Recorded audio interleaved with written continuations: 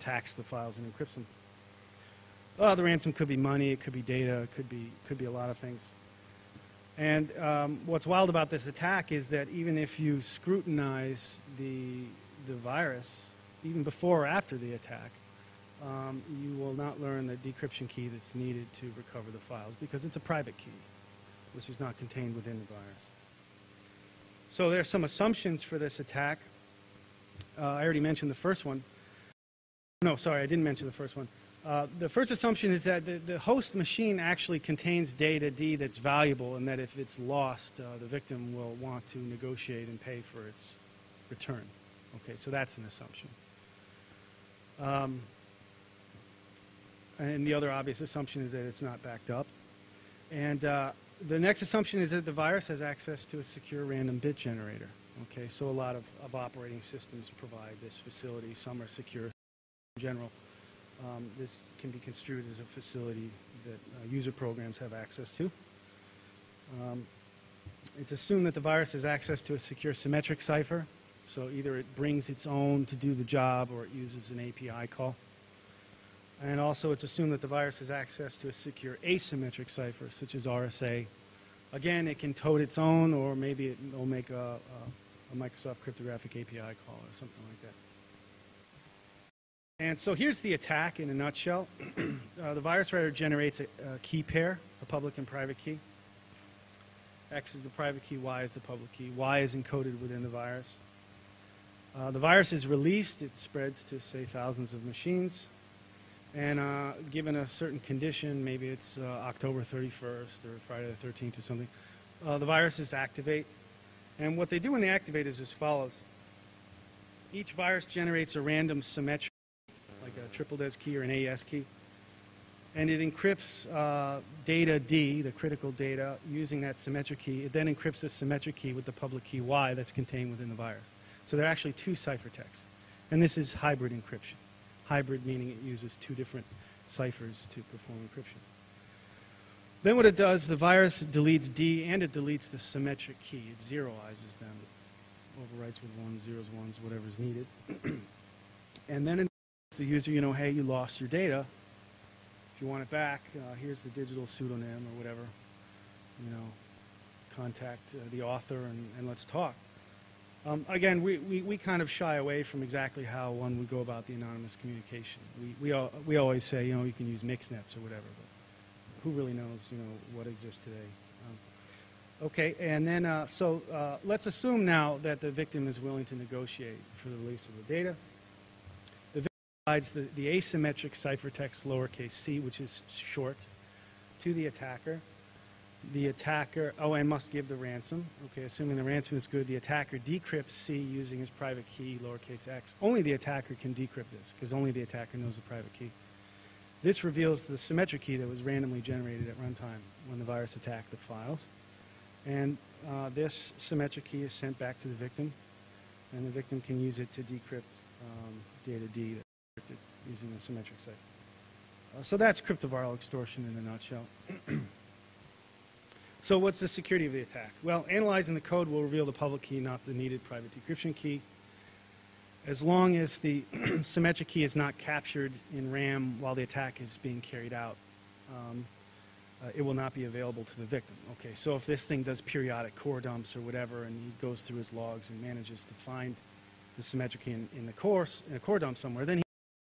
Okay, so that's one facet of the security. Also, you know, maybe it's a lot of data. So this attack can be carried out incrementally over time. The disk accesses can be merged using traps or whatever with the normal disk accesses or what have you. You know, standard methods there. And again, data can be extorted instead of money, and mixed nets, etc., public bulletin boards type things can be used for anonymous communication. So, has such an experiment ever been conducted? And I don't mean actually, you know, extorting money from someone. I mean, has, you know, a software implementation ever been done on this? And the answer is yes. It was the subject, one of the main subjects of my master's thesis at Columbia University, where I ported the GNU multi-precision library in 1995 to Macintosh System 7.1. Yeah, I know, hey. I can be a systems guy too, you know. All the compiler errors, you wouldn't believe them. But I did it, and it worked. And I believe I implemented T myself, the Wheeler and Needham's tiny encryption algorithm for the symmetric cipher. And it ran, and we have all the statistics and stuff in our conference paper from '96. It's all there. Interestingly enough, you know, I just in the last 2 years, I look back and I was like, well, gee, you know, when did Microsoft API first come out? You know, was it before I, you know, bashed my head against the wall doing this, or was it after? And based on what I was able to find on the internet, it was just a few months later, after we presented this in May in Oakland, that CAPI was released in Windows 95 OEM Service Release 2. So that was August. So it came out right after. And this was for Windows NT 4.0 and other operating systems. So really, this experiment was done before, you know, the big Microsoft Windows even had a cryptographic API in these operating systems. But now, the really, to be honest, the terrifying thing is that Microsoft Cryptographic API is in all Windows machines, and I say that as a cryptovirologist, not as, you know, I mean, it's a great thing. It does help secure a lot of systems, but it's an incredibly powerful tool for doing this type of. Okay, so a full-featured cryptographic API, all you got to do is make DLL calls. It's sitting in everyone's System 32 directory. It's just there. Okay, so what I did in the last 2 years was I revisited this same problem, except I had a different approach to the experiment. The idea was to investigate how easy is it to do cryptoviral extortion today, right? And this was the very heart of an ISC paper of mine, which I presented in Singapore, which was invited to be a journal paper at the International Journal of Information Security. And so in that experiment, I implemented cryptoviral extortion again a decade later, and I found that all I needed was 13 types of Microsoft Cryptographic API calls, only 8 types of which are in the payload, and about 72 lines of ANSI C code. And these are comfortable lines. These aren't like, oh, lines. And you can do this attack. So in a nutshell, the type of crypto that we use from CAPI, and there are all kinds of algorithms in there, but the ones that this uses is 3-key triple DES, 168-bit keys, cipher block chaining mode for symmetric encryption. It uses a randomly chosen initialization vector, which is set using crypt set key param. It uses a 1024-bit key from the enhanced provider, and uses PKCS1 encryption and decryption, optimal asymmetric encryption pattern. So this is like state-of-the-art. This is stronger crypto than we did in '95. I mean, definitely by far stronger crypto. And it also uses SHA-1, but it uses that not in the payload, but it uses that to manage to secure the key pair of the attacker. So what's in the payload? What's in the payload is just these API calls here. I'm not going to go into them in detail. They're all on like MSDN or something like that. You can look them up.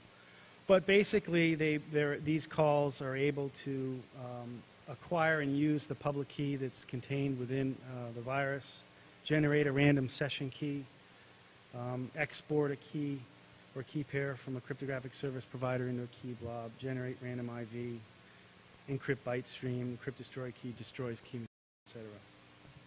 These are the other 5 types of CAPI calls in the overall experimental implementation. Crypt decrypt performs the decryption, so this is done on the back end on the attacker's side. Oh no, I'm sorry, crypt decrypt. This is done when the victim is recovering. And the four blue functions are used specifically to manage the RSA key pair of the attacker. So there's crypt create hash, hash data, derive key, and destroy hash. So what these functions are used to do is the attacker enters into this experimental program a password, and this transforms the password into a symmetric key, which is used to encrypt and decrypt his RSA key pair for the attack. So that's why they're blue. Okay, so basically the overall protocol and the implementation is broken down into 4 functions. Four functions which is spread across 2 ANSI C functions. So there's the ANSI C function key pair owner which takes either 0 or 2 as an argument. And there's the ANSI C function plaintext owner, which takes either 1 or 3 as an argument. Key pair owner does RSA key generation for the attacker. Plaintext owner does hybrid encryption of the victim's plaintext, and this is the one that would actually be the payload. Key pair owner 2 does asymmetric decryption of the session key by the victim. This is done on the back end on the attacker's side. And plaintext owner 3 does symmetric decryption of the victim's file.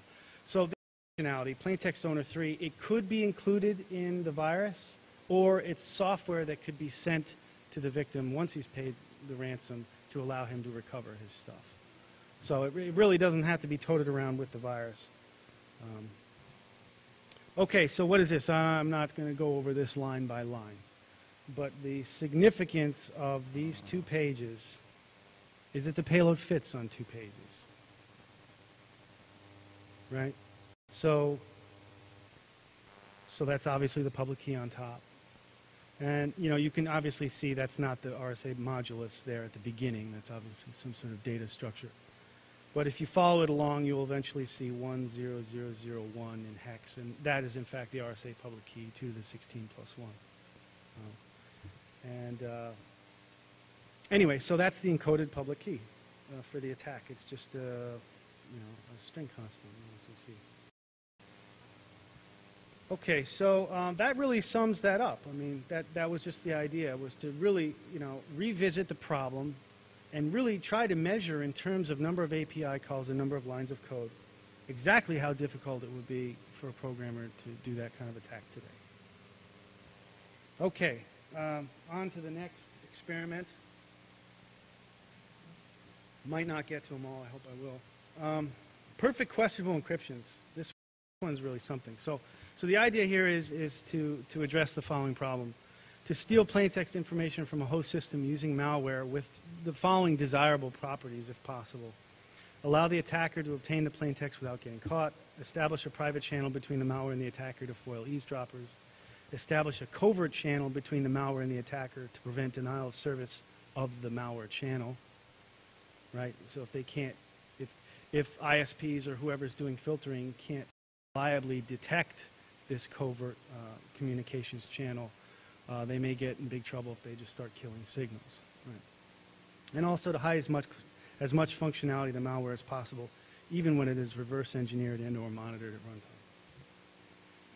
So we have a partial solution to this, which we published at IEEE Security and Privacy 1 year later in '97, and we call it deniable password snatching. And again, this was in 1996, 97.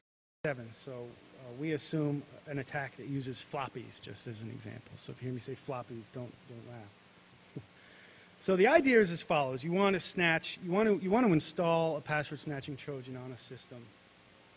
You physically walk up to it. Let's say it's an isolated system that's shared by users. You want to install a Trojan, they'll snatch passwords over time. You want to go back to it a week or 2 later, and you want to download these passwords.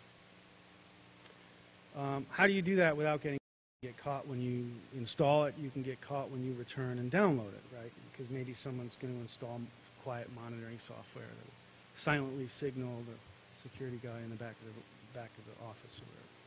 So how do you do that? Well, this is one way, and this affords a lot of protection for the attacker.